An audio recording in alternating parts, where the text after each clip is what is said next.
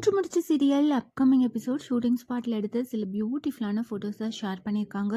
சூர்யா, நந்தினி 2 பேரும் இருக்க சில ஃபோட்டோஸ் எல்லாம் ஷேர் பண்ணியிருக்காங்க.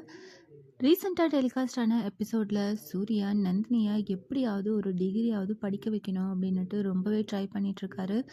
ஆனால் நந்தினி சூர்யாவுக்கு ஃபுல்லாக கோஆப்ரேட் பண்ண மாட்டேங்கிறாங்க.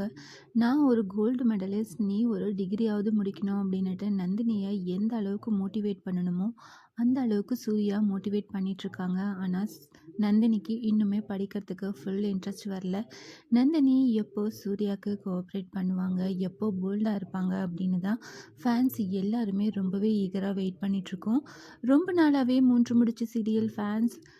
முடிச்சு சீரியல் ப்ரோமோ போடுறதில்ல, ஹைலைட்ஸ் போடுறதில்ல அப்படின்னு சொல்லிட்டு இருந்தாங்க. ரீசெண்டாக ப்ரோமோவும் போட்டிருந்தாங்க, ஹைலைட்ஸும் போட்டிருந்தாங்க. இன்றைக்கான எபிசோட்கான ப்ரோமோ போடுவாங்களா அப்படின்னு ஃபேன்ஸ் எல்லாருமே ரொம்பவே ஈகராக வெயிட் பண்ணிகிட்ருக்கோம். என்ன மாதிரி ப்ரோமோ வரப்போகுது அப்படின்னு வெயிட் பண்ணி பார்க்கலாம்.